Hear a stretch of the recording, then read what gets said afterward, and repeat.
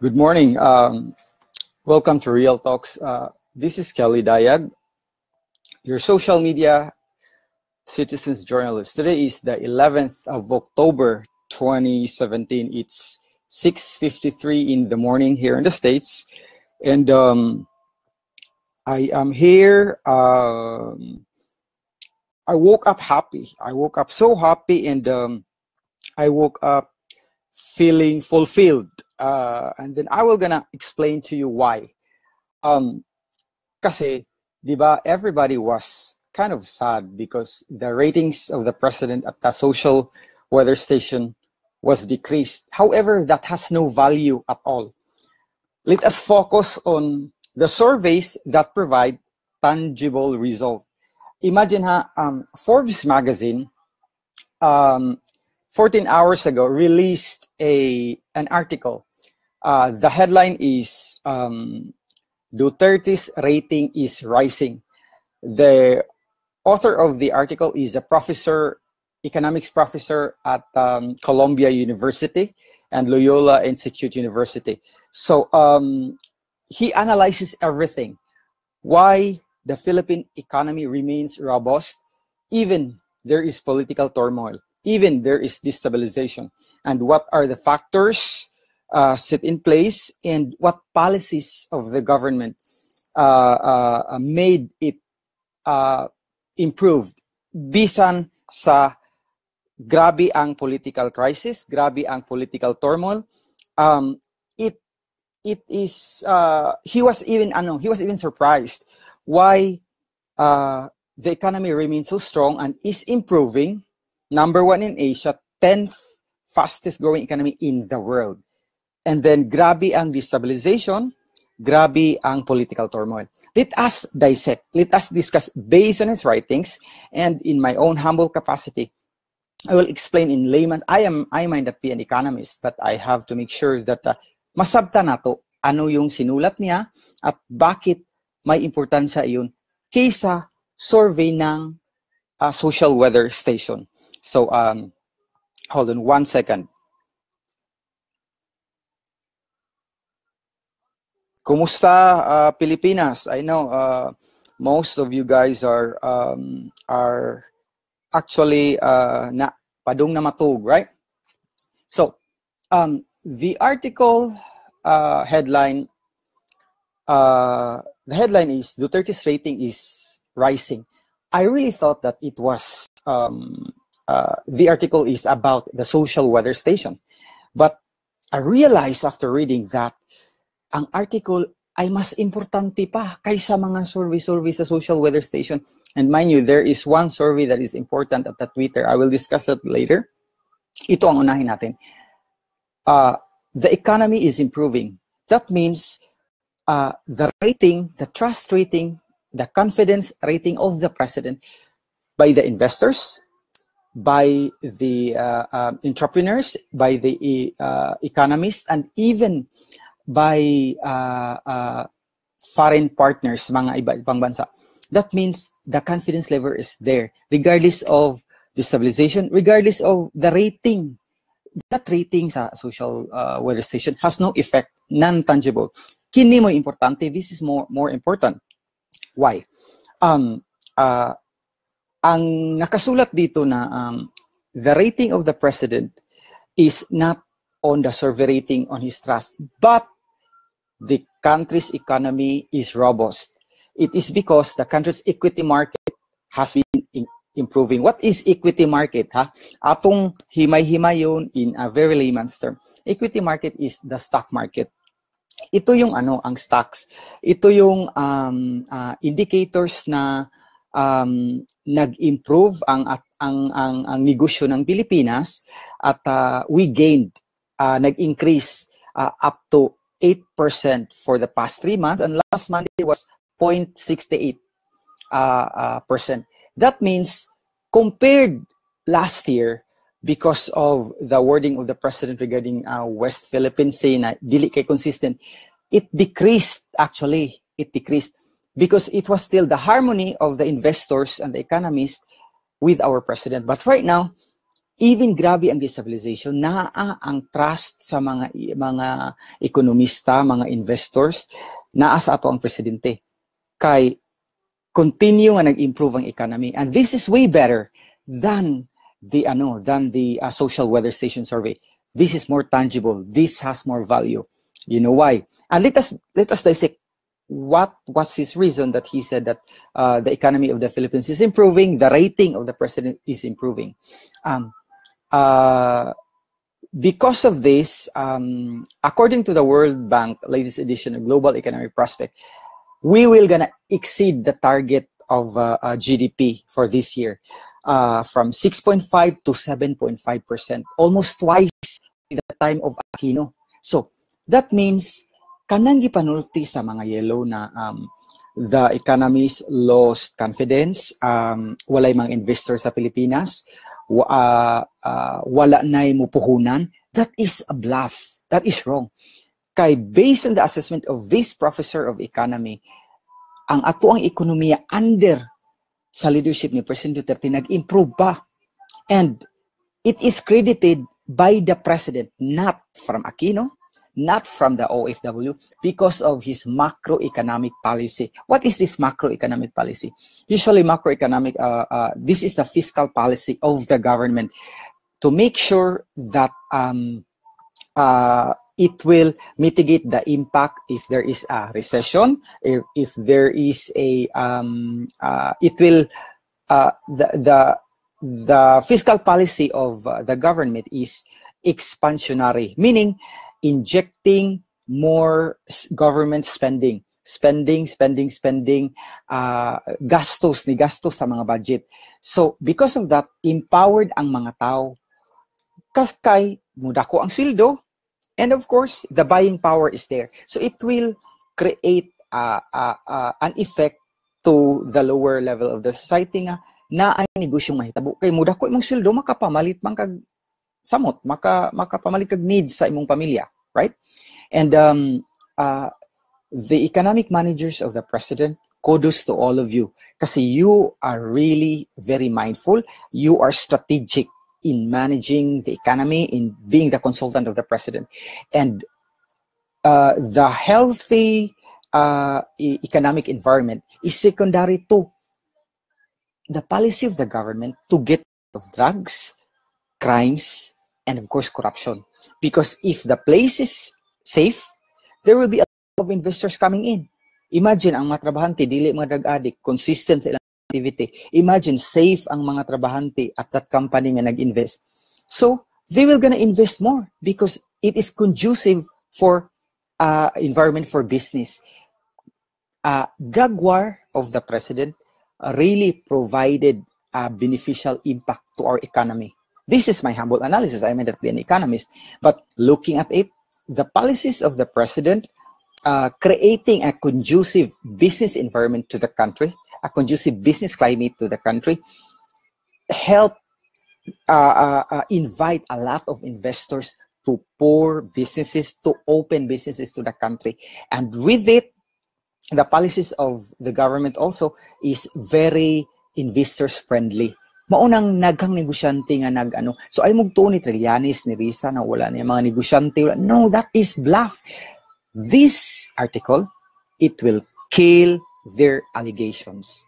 We are vindicated because we know for a fact that even the president is not economist. The policies set in place by the president is to create an environment conducive for business, conducive for investment.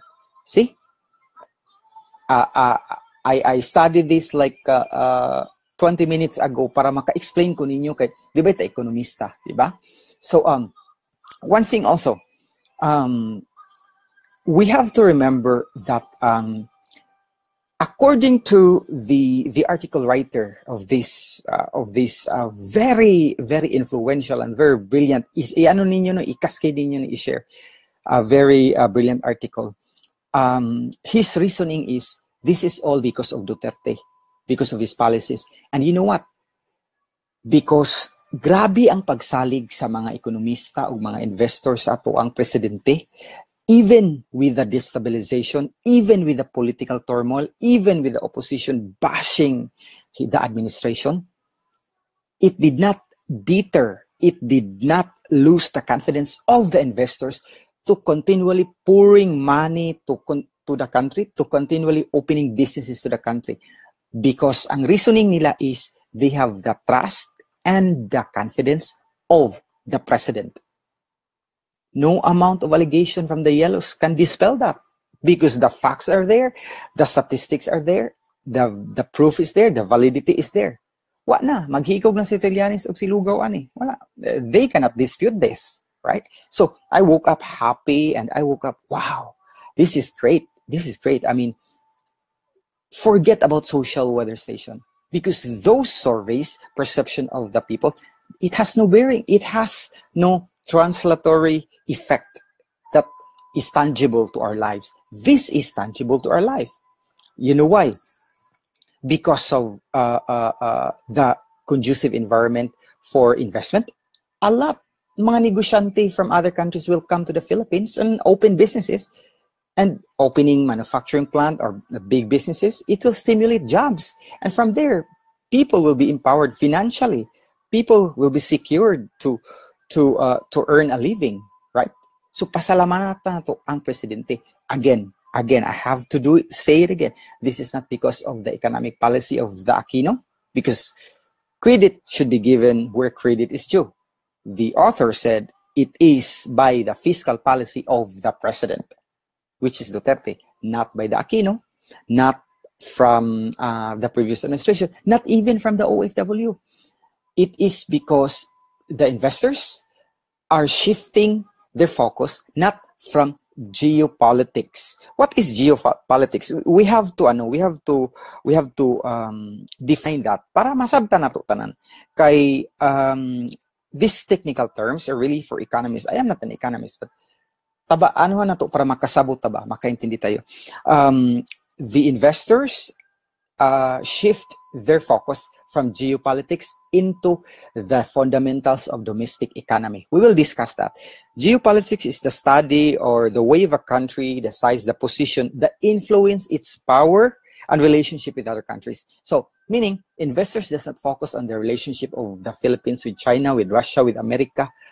They are beyond that. They focus on the improvement of the basic fundamentals of economy. What are the basic fundamentals of economy? The gross domestic product, unsa man ang GDP. Muna siya total amount of goods or services that our country produced. Okay, this includes the spending, consumer spending of the people, the government spending, the inventory of the businesses. So that means daghan increase ang atoang goods and services para sa katawhan. There is no scarcity of goods and services, meaning thriving ang economy. And of course, consumer price index, this is the measure of the prices of the basket of goods and services, and it's increased to indicate increase in inflation. Meaning, consumer price index is being managed. Walay inflation, meaning ang presyo wala nag-increase. Tama lang na ma-afford sa mga tao, right? And of course, one thing, there is no trade deficit. You know why? The export of our country is increased 12% compared to same time last year and even at the time of the Aquino. And what is the value on this? The export are the goods or produce that we have and we sell to other countries. There is a trade surplus, meaning our goods that we sell to other countries is higher than the goods of other countries sold import to the Philippines, meaning our export are higher 12% than the import. Ang export are goods, pangitan mga bakya, mga sapatos, mga bag, nga ibaligya sa ubang nasod, increase 12%. Pero ang mga Apple, mga technology nga gikan sa laing country padulong sa atua decrease, and that is a sign of a good economy because our products nangahalin. Our product bisan og mga abaka na, bisan og mga bamboo na nahalin sa ubang nasod. And with it, it stimulates the economy. See? There is a trade surplus. America is on trade deficit right now. There are a lot of products from other countries, especially China, coming into America than the product of America coming outside. America is trade deficit. We are trade surplus. So the basics, fundamental of economy, were there because of the policies, the fiscal policy implemented by the president. Di ta magpasalamat, ana. So forget about social weather station survey. Focus on this because this is about economy. This is about our life. This is about our future. And the word fundamental, the basic of a fundamental economy, it means the basic. It comes to economy. It's the basic cause of economic growth. And parang buhay yan ng tao na, kunyari, we have to put it simply. It shows how strong our economy. It shows, it can be referred to our stamina as a person. If we will gonna join a marathon, if mudagan ta, it will, it measures how fast and how long and our speed in running. It gives, it equipped ourselves that we have strong fitness. If mahuman na to ang marathon in a shortest period of time, without any barrier, and at a given time na promulgated sa standard sa marathon. Parang ganun ba ang economy natin, economy ng bansa, na there is a metrics, economic indicators, and everything are conducive. So thank you, President Duterte, right? So again, I want to say hi to you, Maria Ono, Faye Wilson, Amelia Reyes, Jasmer Tagalog, Ann Lingkay, Jennifer Mando. Yes, Rubilin, hi Rubilin from Kuwait. The taxes also, there is an efficient implementation of taxation, meaning what taxes is due that the company should pay. Wala na braso-braso na, okay, imong tax 5 million. Himuan na lang na 2 million, pero ako 500,000. Mao man sa BIR sa una. Even na mga magkuang kagyuta. In macro level, mga PAL, mga mighty corporation, it was eliminated because everything was set in place, transparent. Mo imong bayran nimo by hook or by crook. Otherwise, suspended ang imong operation. Efficiency on the collection of taxes. So, that means we don't have to increase value-added tax. We don't have to increase sales tax on this particular product. If there is an efficient promulgation of taxes, efficient taxation, money will come into the coffers of the government. Kaya wala man gipang bulsa sa mga empleyado because there are mechanisms set in place that whatever taxes nga balayran, maudyo'y bayran. Kinasing-kasing yun, walay braso-braso. Efficiency on that is secondary to the program of the president being laid in place at the Department of Finance. See? Ako di ko economist, but I really try to study so I can deliver value to all of you. I hope in my own little way, nakasabot mong gamay, nakaintindi kayo ng konti. Right? Ding Lau Saburha from Kuwait. Blessy Miller, hello. Mary Ann Las Piñas, Jennifer Rimando. Yes, because of the trust of the president, trust of the administration. Next topic. Andy Bautista of the COMELEC already resigned. However, even after he sent his resignation, because ongoing ang impeachment process, maybe he foresaw that he will be impeached. So, inunahan na lang niya na nagpadala siya ng maro-maro ba? Maro-maro. Inunahan niya nagpadala siya ng resignation letter. Kaya kabalo naman siyang ma-impeach ko siya. There is pros on that at my end. And there is also cons. At his end, ang pros ana is, his life won't be less open to the public.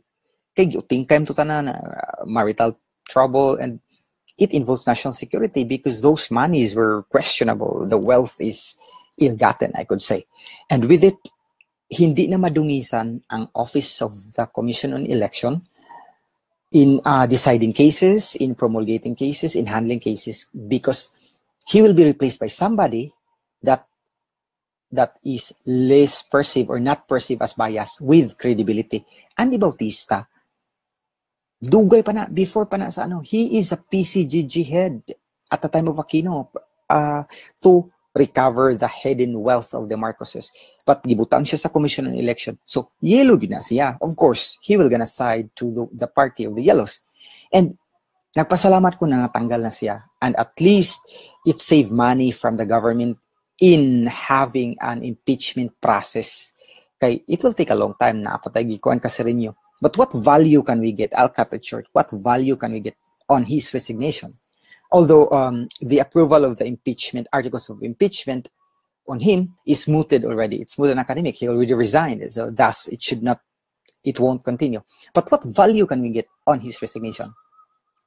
There is a light at the end of the tunnel. Indeed, this is good news. Why?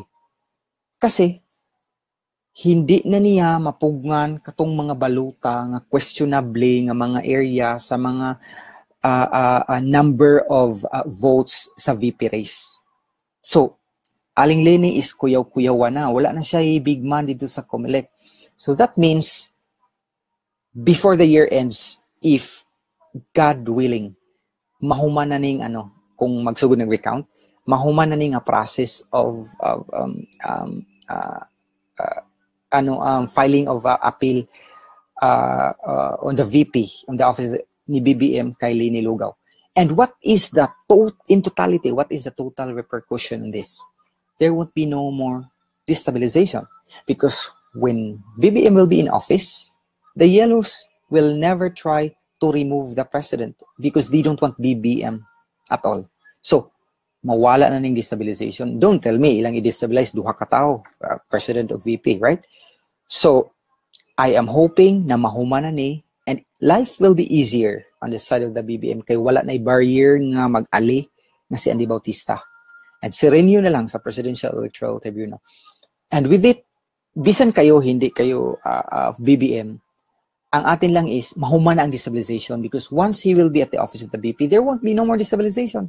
And basig i-close na taning real talk or fitness, wellness, health na, hindi na tamis ko politics, and we can sleep well because we won't wake up in one day that Luga will be the VP, right? So this is the value that we can get. At least life is easier and there is hope na wala na si Andy Bautista, right? So Novi Bayon sa good morning from Chicago. Juan Paulo, first cousin of Noy Noy. Yeah, Andy Bautista, I don't know that. Hello, Kagawa Joy Topic. Paulo Miguel Cordoves, hello. Next topic is the social weather station has no tangible result, tangible effect. It is just a survey per se, based on trust, based on but what does it translate in a tangible result that could affect the life of the people? No, it doesn't. But ang kaning numbers, statistics sa economy, Duterte's numbers is rising. This is related to the economy, meaning the economy has improved. The gross domestic fundamentals of economics is in place. The macroeconomic fiscal policy of the government is there to create a conducive business environment. The war on drugs benefited the economy because investors has gained more confidence in opening businesses and opening big companies, because they are confident that in a safe place, business will be thriving, investment will be thriving, because they know that walay kadautan nga mahitabo. But one thing, caveat, corruption is still there. We know that for a fact because it is not a walk in the park by the president. The article stated that if corruption won't be totally eradicated, that would be a barrier for a continued increase on the numbers on our economy. So that means we are all stakeholders in that. People won't do bribery or corruption if it takes two to tango. Kung walay mo bribe, kung walay magpadulas, walay mo dawat og kwarta. So we are stakeholders in that. Please, ayaw na mo og para madali ang papilis, mahatag padulas. Udangon na nato. Because that is a form of corruption. And the president really is very straightforward in that policy. But on the other side of the coin, he really cannot micromanage each offices and departments. Okay. Mga tax examinary, ang magbantay na sa presidente, na pa man yun. So, kita, if we really love our country, let us not be a party to a corruption, to giving a bribery, or mga inana. Right? That's the most that we could do to help our president succeed and to help battle the corruption. Okay? There is another survey. And again, I plead to all of you, please. The yellows dominated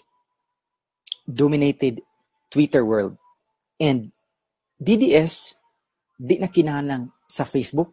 We are really the pack of wolves na nag-una na defended the president well. At the Twitter world, naatanan ang yellow dito. So, what is our take on this? Why I am pleading you all, create a Twitter account and be active at Twitter. You know why?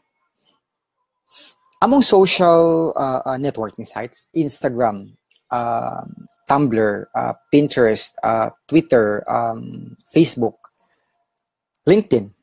LinkedIn is usually apolitical. Sa Pilipinas, based on data mining and analytics, Twitter world sa Twitter, international arena. International media pick up the news in a single tweet. Even the President Trump, he always tweeted to send out information, to notify people.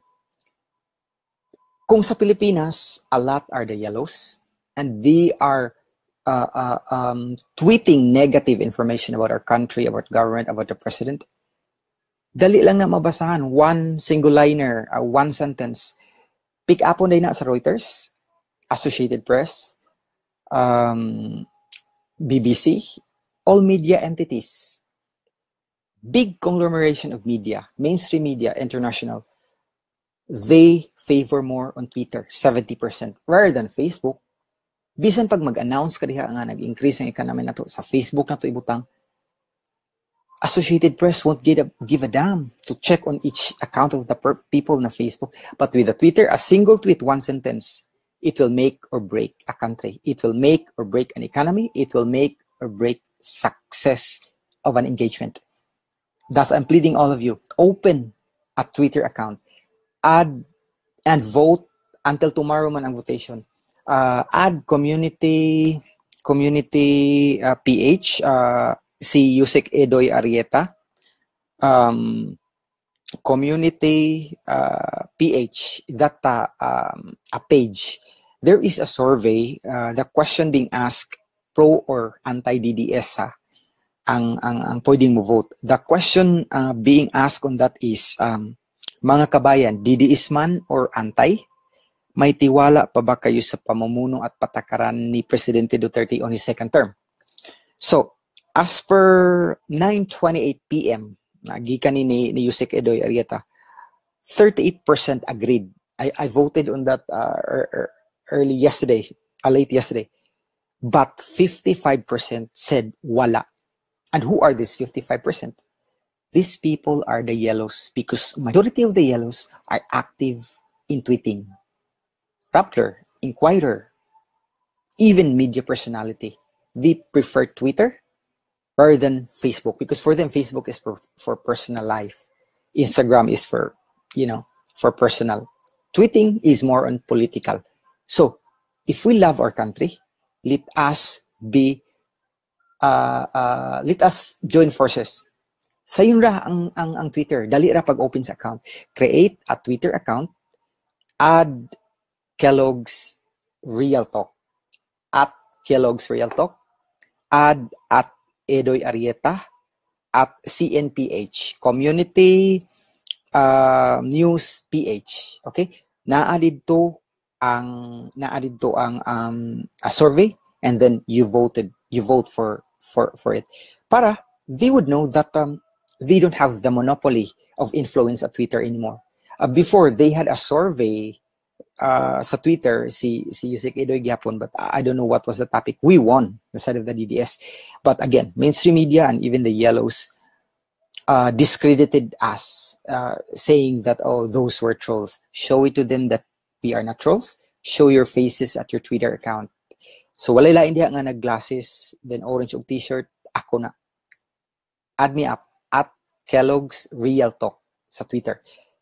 Nag-glasses pod si Yusek Edoy Arrieta at Edoy Arrieta /CNPH, and then vote mo ani na survey.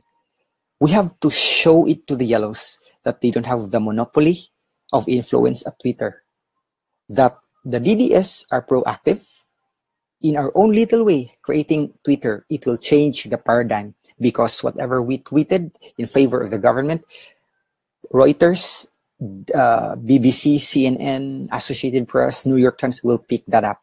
That alone will change the paradigm of engagement and how they treat our country and the president, right? Daghang salamat kaninyong tanan. I'm still a little bit sleepy. I'm gonna see patient day 10. So after vlogging, I'm gonna go back, take a nap. Okay? I will gonna say hi to y'all before I will say bye-bye. Gloria Mayo, hello. Boots Rubianis, Kanjin Water. Also Myril and si Richie Acuman sa Septillion. Ansa, hello Ann from London. Mr. Mark Polindan, sir, good morning, sir. Jasmer Tagalog. Rachel Hardulin Sampiano. Phoebe Bandukilio, hi. Misolis Emma. Zini Laura, Janine Bonifacio, Maria Ono, Juan Paulo, Lilith Chadran, and of course, Miss Ansa. So, salamat, DDS, salamat nito. Maria Uno, so good and open-minded. Salamat kayo, Janine Bonifacio. Hello to Miss Janice Dakoya Ayop of King Fahd Hospital in KSA. And hello to the husband of Ate Florence. Kay sige manigpaminaw daw nato si Mr. Leo Anotado of Calgary, Alberta, Canada. Sir, maing buntag. Good morning and thank you for tuning in at my humble blog. Daghang salamat niyo tanan, Ate Selimir, Irene Angkog Mayor, si Yusik Janice, si Yusik Edoy Arieta, DDS Emilio Aguinaldo Hong Kong, Solid President Duterte Group in Kuwait, Busrado, Attorney Bruce, si Ma'am Gemma, at Kuya Romel Abiliar, DDS UK, and Ate Marina, Ate Christy Pala, and of course, DDS North California, Laksamana Mag-asawa. Attend mo kung naman mo sa Bay Area, Davao Venue, Kadayawan, October 14. Okay? Contact me or Arlen Angkog Mayor or si Melody Alon sa ticket. Okay? Daghang salamat. I love you all. DDS Melbourne, DDS Sydney, DDS MP Bagakay, DDS Kuwait, all over the world. Singapore, Hong Kong. I love you all. Thank you. And God bless. Again, the success of President Duterte is the success of the Filipino people, and supporting him is supporting the Republic. Hi to Mama Harlika and Mr. Ronti. God bless and I love you all. Thank you. Attorney Adnan Alonto, Ambassador, hello, and Attorney Jojo Alonto. Thank you all. Bye-bye. My families and relatives in Rwanda, Cebu. Okay, thank you. Bye.